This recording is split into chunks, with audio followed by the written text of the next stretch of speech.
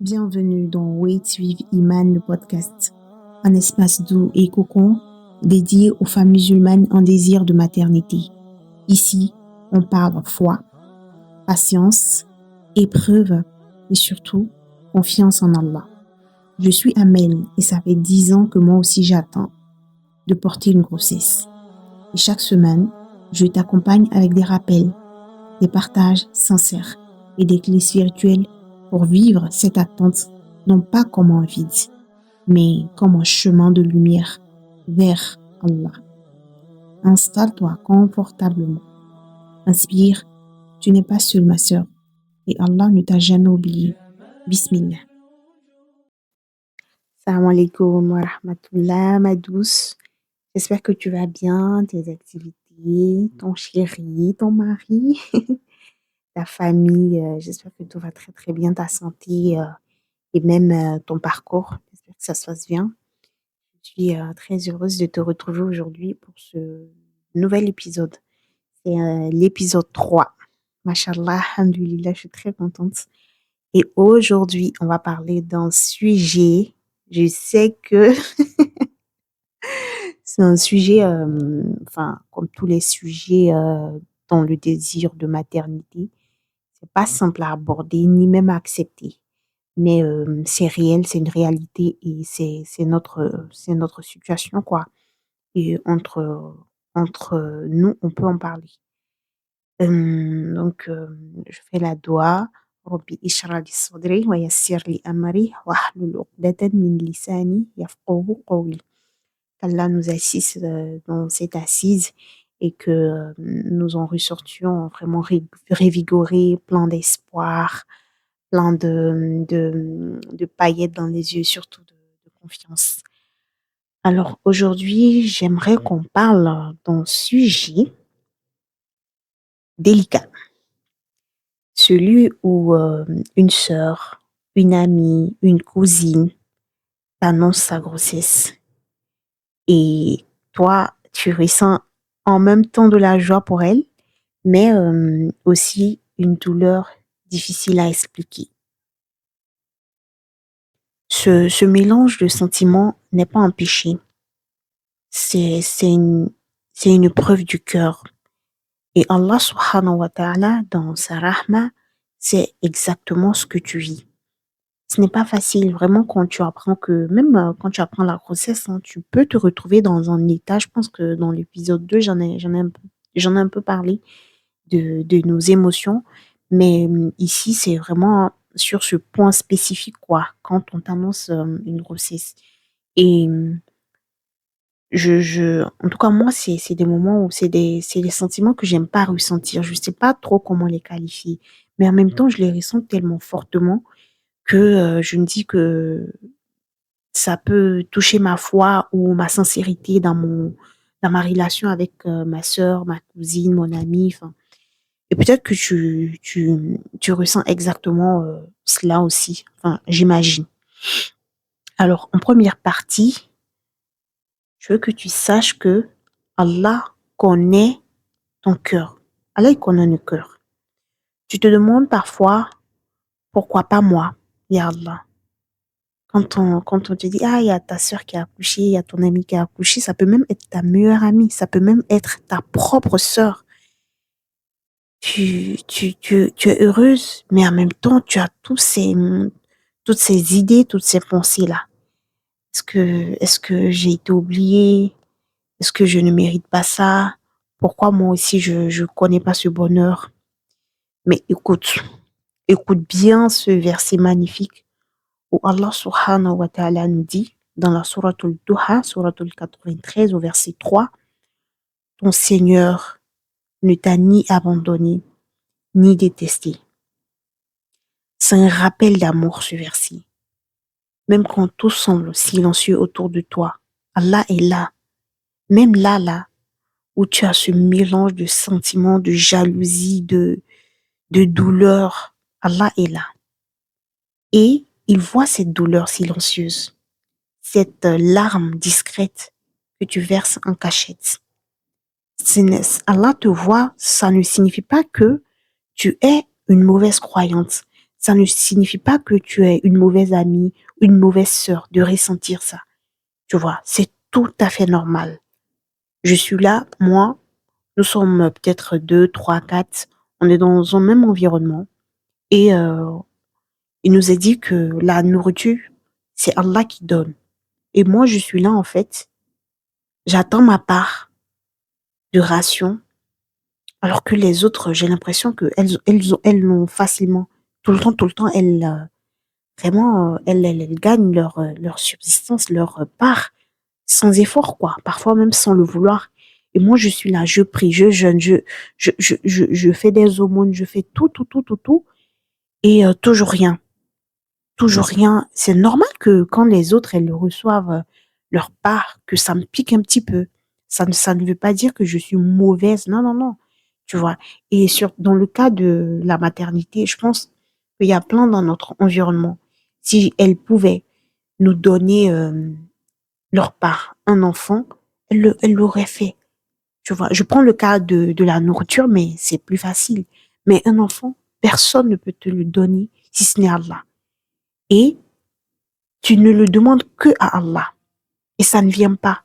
Et quand les autres l'ont si facilement, dans un petit laps de temps, ce que tu ressens, en fait, c'est normal. Dans la deuxième partie, je veux vraiment que tu comprennes ma douce. Enfin, en fait, les filles, n'oublie pas que quand je te fais ce rappel, c'est en même temps un rappel pour moi. C'est d'abord pour moi. C'est pourquoi je me dis, le rappel, le bien que ça me fait, je me dois de te partager ça, en fait. Et ressentir ce que tu ressens, c'est humain. C'est tout à fait normal. Le prophète alayhi salatu wassalam, a lui-même connu la tristesse, l'attente et même la perte.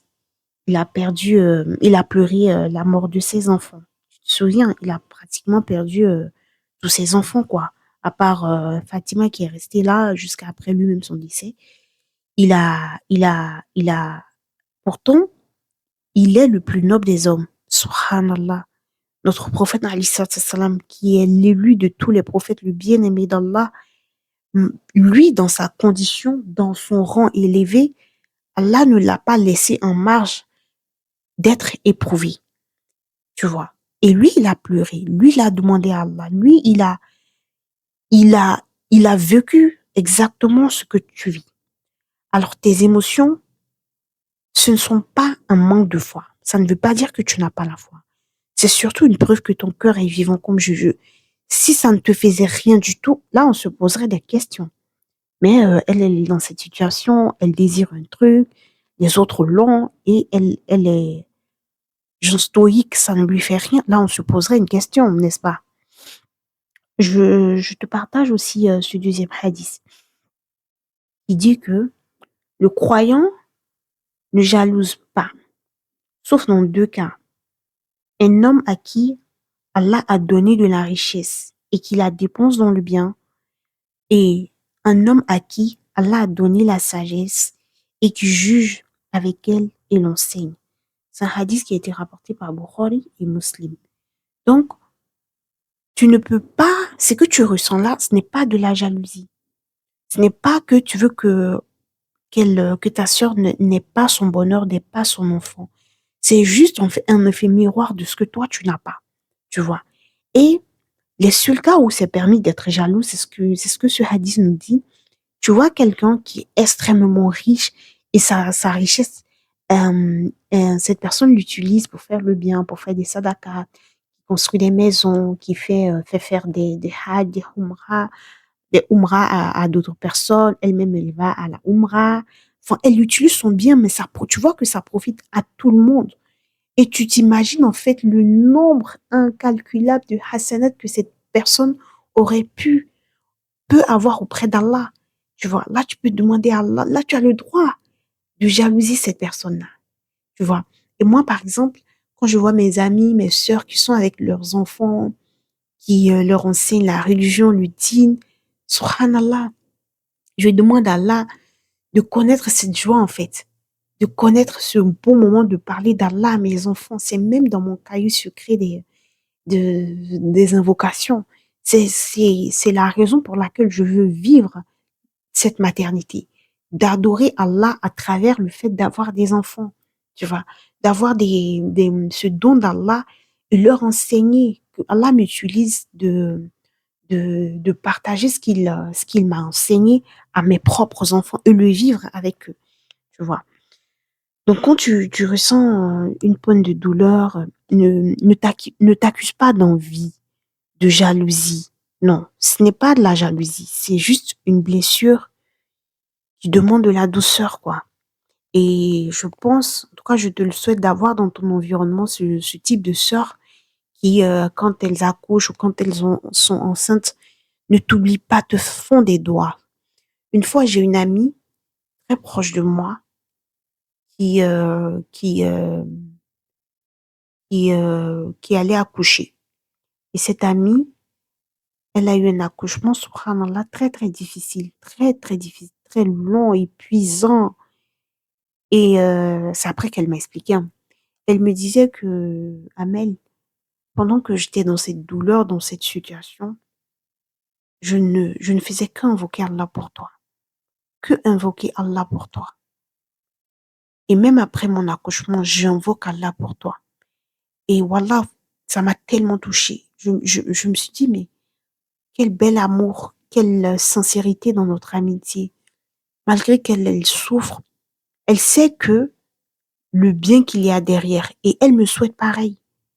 Et ça a augmenté, ça a amplifié mon amour pour cette sœur. Peut-être qu'elle se reconnaîtra, qu'Allah lui augmente, qu'Allah la préserve, elle et tous ses enfants. En troisième partie, j'aimerais qu'on aborde le fait de revenir à Allah dans ces moments-là. Le moment où tu es là, où tu apprends une naissance, une grossesse, peu importe, il faut tout de suite, ma sœur, que tu te dises, Ya Allah, il faut que tu reviennes à Allah. Et je t'explique en fait comment tu reviens à Allah. Revenir à Allah, c'est faire une doigt, invoquer. Même si tu pleures en la prononçant. Dis, Ya Allah, ce que tu lui as accordé, accorde-le-moi aussi dans ta sagesse, quand tu jugeras bon pour moi. C'est tellement une belle doigt et je trouve que c'est pur, c'est très beau qu'une personne ressente cela, tu vois. Tu vois ta soeur avec son bébé, dis exactement cela, avec tes mots, et ça je l'ai dit comme ça, mais tu peux le dire avec tes propres mots, vraiment. Et il y a ce verset de la Suratul Talaq, Surat 65, verset 13, où Allah subhanahu wa ta'ala nous dit, et il t'accordera d'où tu ne t'y attends pas. Et quiconque place sa confiance en Allah, Allah lui suffit. J'aime tellement ce verset, j'aime tellement ce verset. Là où c'est tellement c'est un trésor ce verset. Juste lis-le, médite-le, lis-le plusieurs fois pour comprendre le sens. Allah te dit de ne pas t'inquiéter. Tu l'as demandé, il t'accordera de là où tu ne t'y attends même pas, là où tu n'y penses même pas. Pourquoi? Comment Allah il fera ça? Quand tu places ta confiance en lui, Allah te suffit. La hawla wa la quwwata illa billah. Je t'invite vraiment à étudier ce verset, à le méditer. Tu peux même l'écrire quelque part dans ton téléphone sur un post-it et puis tu le lis quoi tous les jours. Il suffit d'une parole d'Allah et toute ta vie peut changer. Avec Allah, c'est kun fayakun. Soit et la chose est. Peut-être même que pendant que tu es en train d'écouter cet épisode, tu es déjà enceinte. Subhanallah! C'est magnifique, c'est magnifique. Si c'est ton cas, franchement, ou si tu te le souhaites, vraiment écris un commentaire, dis un truc, regarde là, je place ma confiance en toi et je sais que tu vas m'exaucer, vraiment. Et s'il y en a qui, peut-être que moi-même, je suis en train de te parler, c'est mon cas. Je me le souhaite, je te le souhaite, je le souhaite à toutes nos sœurs en désir de maternité. Ce moment-là aussi t'invite à prendre soin de ton cœur. prends soin de ton cœur. Prendre soin de son cœur, c'est en même temps prendre soin de tes pensées, de ce que tu te dis dans ta tête, de ce sur quoi tu te concentres. Tu as le droit de protéger ton cœur. Si c'est trop douloureux, si ça arrive que vraiment c'est dur, retire-toi un peu, prends un moment pour toi. Sors, va marcher ou bien retire-toi dans la chambre. Les larmes que tu veux verser, verse-les, mais reviens à Allah. Invoque dans ces moments-là. Ne te dis pas que je suis trop dans un moment de jalousie. Mon cœur est... Je invoque de manière positive, ma sœur. Vraiment, j'insiste, invoque de manière positive. Parle à Allah. Prendre de la distance temporaire, ce n'est pas un manque d'amour pour l'autre. Tu vois. Par exemple, ta sœur t'appelle qu'elle a accouché et toi, ça te fait un petit pincement au cœur, ça te ramène à ton attente, à ce que tu vis. Tu peux prendre quelque temps pour toi. Tu n'es pas obligé d'aller la voir systématiquement. Si elle t'envoie un message, tu n'es pas obligé de répondre systématiquement. Tu prends le temps de te soigner, d'embellir vraiment ce que tu ressens avant de lui faire un retour. Et surtout un beau retour de ce que tu es contente pour elle. Demande-la. Moi, ce que je fais, je te donne une petite astuce. Moi, quand une sœur me partage un test de grossesse positif ou un accouchement, tout de suite, ce que je fais, j'ai dit, oh, et sincèrement, je le ressens. Je le ressens, je suis tellement contente pour elle. Je lui dis, oh, fais des doigts pour moi, s'il te plaît, que je connaisse le même bonheur, la même joie avec la facilité. Tout de suite, c'est ce que je fais. Et vraiment, je te conseille de faire ça. Je te conseille de nourrir cela. Voilà. C'est un acte de miséricorde envers toi-même. Il n'y a personne qui peut te l'apporter, ça, si ce n'est toi-même. Et continue de faire des doigts. Continue de faire des doigts.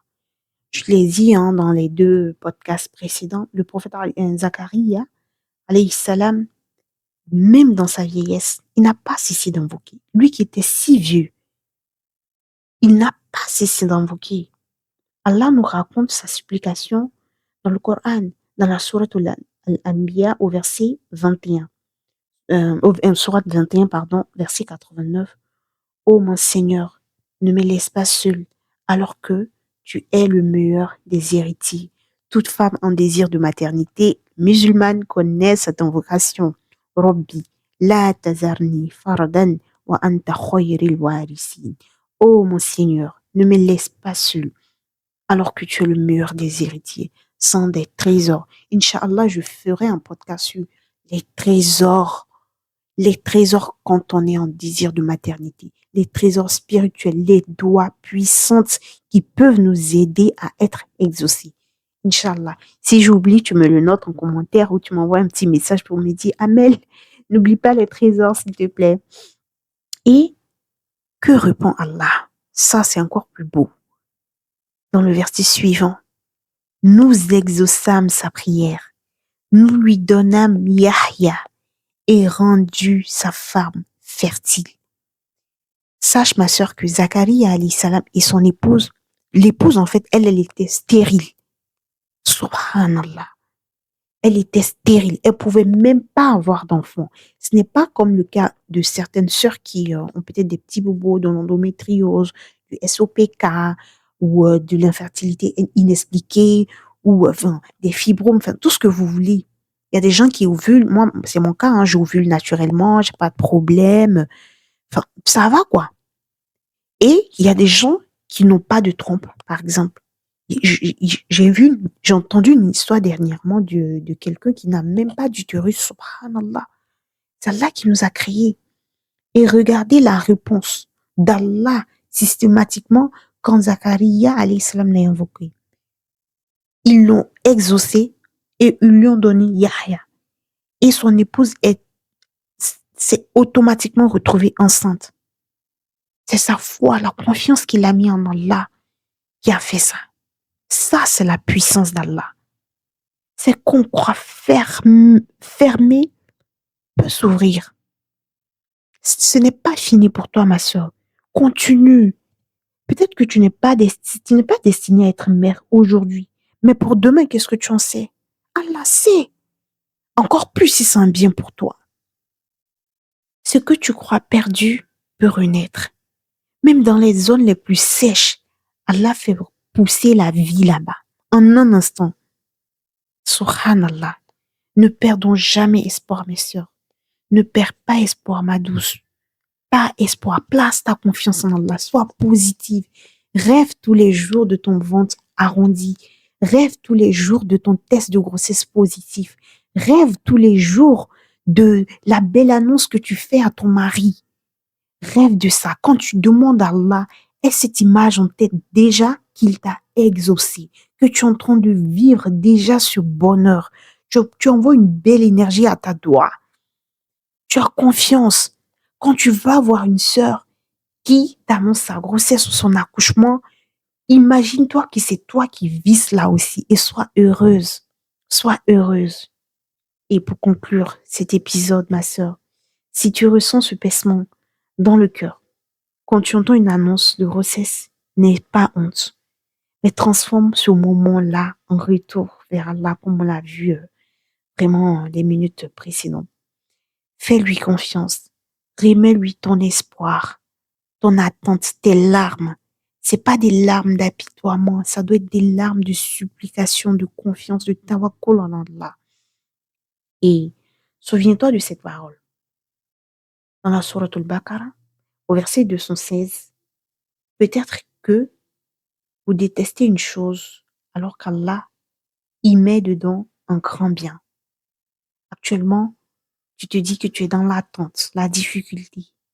Mais ici, Allah est en train de te préparer, de t'éduquer, de te façonner toi et même ce que tu espères. Ton bien peut être juste un peu plus loin, mais il arrive. Il arrive, ma sœur. Tu demandes à Allah un enfant pieux, un enfant béni, un enfant bon. Kun fayakun, tu es exaucé. Et ton bien est peut-être juste à quelques mètres de toi.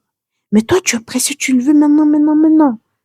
Parce qu'on est des êtres humains, hein. On est impatients, on oublie, on est, on est ce qu'on est. Voilà. Alors qu'Allah est en train de tout faire magnifiquement bien dans sa sagesse pour toi. Garde confiance, garde la foi. Allah apaise ton cœur, te comble de sa lumière et de ses cadeaux visibles et invisibles. Allah nous accorde à toutes une belle descendance. Et avec tout mon amour, je ne t'oublie pas dans mes doigts. Et n'oublie pas, continue d'invoquer avec iman, avec foi, avec confiance en Allah. Je te fais plein de câlins, d'espoir, de foi, de tawakkul.